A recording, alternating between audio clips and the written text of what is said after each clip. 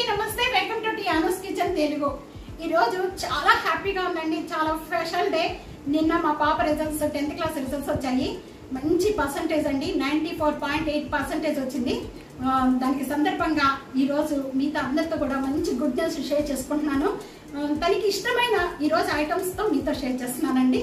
మనం ఎప్పుడు కూడా మనం పెళ్లిళ్ళు కానీ శుభకార్యాలప్పుడు కానీ మనం దేవుడికి ప్రసాదంగా పెట్టడానికి మంచి స్వీట్ ఐటమ్తో మనం షేర్ చేస్తుంటాము. ఈరోజు తనకి ఇష్టమైన ఫుడ్ అండి ఇది. బెల్లం పరమాన్నంతో దానికి కాంబినేషన్ గార్లు. మంచి ఐటమ్ అండి, చాలా టేస్ట్గా ఉంటుంది. ఇప్పుడు వరకు కూడా ట్రై చేయకపోతే ఒక్కసారి ట్రై చేయండి, చాలా టేస్ట్గా ఉంటుంది. బెల్లం పరమాన్నంతో గారెలు నంచుకొని తినండి, అస్సలు వదలండి, అంత బాగుంటుంది.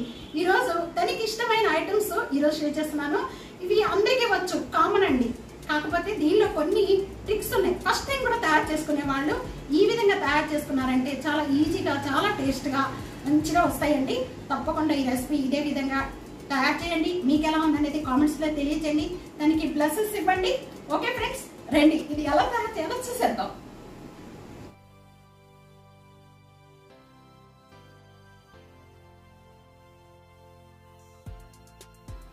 బెల్లం పరమాన్నం తయారు చేసుకోవడానికి ప్యాన్లో డ్రై ఫ్రూట్స్ అన్ని వేయించేసుకుందామండి. నేను ఇక్కడ 3 టేబుల్ స్పూన్ నెయ్యి వేస్తున్నాను.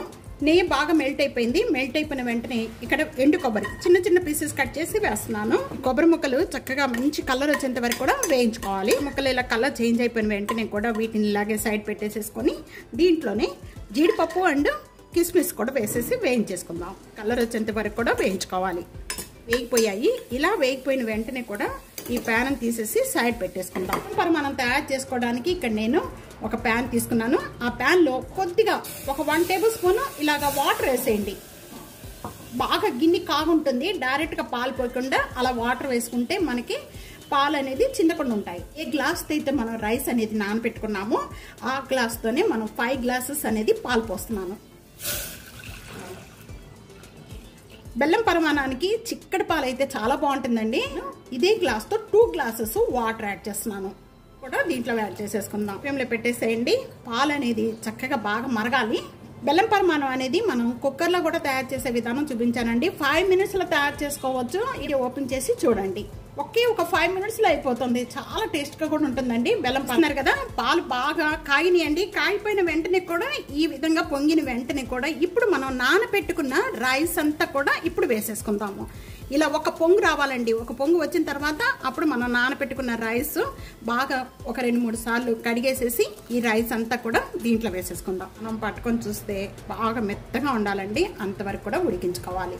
ఇంకా పట్టుకుంటే ఇదిగోండి ఇలా తీసుకుంటే కొద్దిగా ప్రత్యేకంగానే కూడా మెత్తగా అయిపోవాలి. ఇలా మెత్తగా అయిపోయిన వెంటనే కూడా ఇప్పుడు మనం ఏ గ్లాస్తో అయితే మనం రైస్ తీసుకున్నామో సేమ్ గ్లాస్తోనే 1 గ్లాస్ అనేది ఇక్కడ నేను బెల్లం పౌడర్ వేస్తున్నాను. ఇప్పుడు దగ్గర పడిపోయిందండి. ఇలా వేసిన వెంటనే కూడా ఇదంతా కూడా ఇప్పుడు మొత్తం కలుపుకుందాము. కరెక్ట్గా సరిపోద్దండి. బెల్లం ఎక్కువ అవ్వదు, తక్కువ అవ్వదు. ఎక్కువగా తినేవాళ్ళు అయితే కనుక ఇంకొక 3/4 కప్పు వేసుకోండి. డ్రై ఫ్రూట్స్ అన్నీ కూడా ఇప్పుడు కలిపేసుకోండి. నెయ్యి వేసానండి. చేసి ఇలాచీ పౌడర్ వేసేసుకోండి. ఇంకా కలిపేసేసి డ్రై ఫ్రూట్స్ వేసుకున్నాం కదా, ఇంకా మొత్తం కూడా చూస్తున్నారు కదా, మనకి చల్లారిపోయిన తర్వాత కూడా చక్కగా ఈ విధంగానే ఉంటుంది. ఇంకా గట్టి పడుతుంది. ఇలా ఉన్న ప్లేట్లో తీసేసుకుందాం.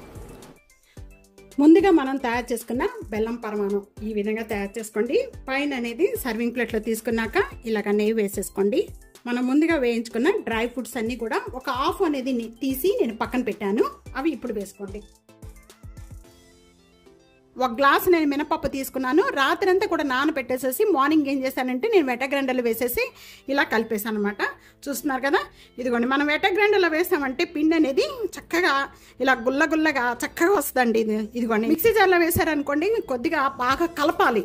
ఏంటంటే బీట్ చేయాలి. పిండిని బాగా ఎక్కువగా సేపు బీట్ చేయాలి. అలా బీట్ చేయటం వల్ల చక్కగా వస్తాయి. దాంట్లో అయితే మనం గార్లు వేసుకుంటామో అంత పిండి అనేది ఒక బౌల్లోకి వేసేసుకోండి. ఈ కొద్దిగా పిండి ఇలా తీసేసి పక్కన పెట్టేసుకున్నాను. ఇప్పుడు వీటితో గార్లు వేసుకుందాము.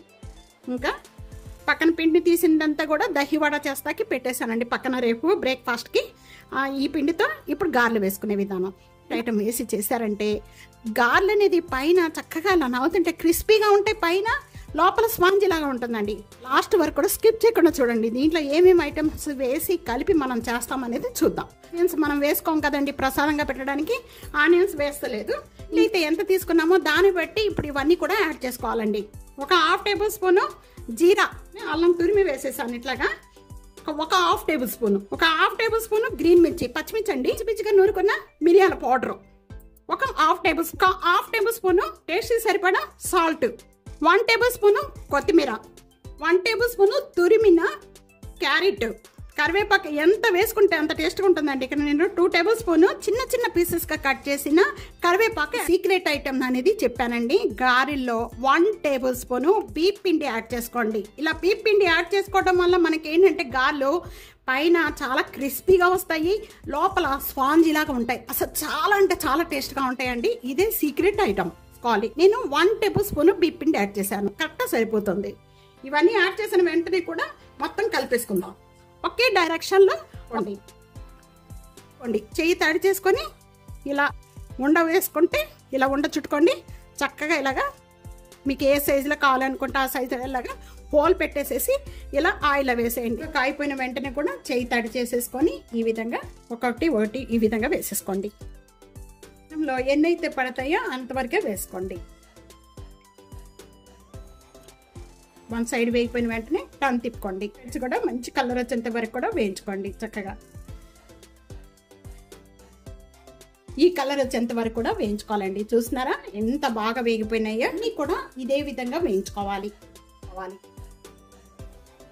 మిగతాయి కూడా అన్ని ఇదే విధంగా వేయించుకోండి. వేసుకున్న గారెలు చూసారు కదండి, కలర్ ఎంత బాగున్నాయో, ఎంత క్రిస్పీగా వస్తాయి అంటే అంత బాగా వస్తాయి. ఈ విధంగా చేసుకున్నారంటే చాలా టేస్ట్గా చాలా ఇదిగా వస్తాయండి. ఇదిగోండి లోపలంతా చూస్తున్నారు కదా, ఈ విధంగా రావాలి మనకి. తప్పకుండా ఈ రెసిపీ ఇదే విధంగా ట్రై చేసి మీకు ఎలా ఉందనేది కామెంట్స్లో తెలియచేయండి. వీడియో నలుగురికి షేర్ చేయండి, లైక్ చేయండి. టీ ఆనర్స్ కిచెన్ సబ్స్క్రైబ్ చేసుకోండి. Thank you.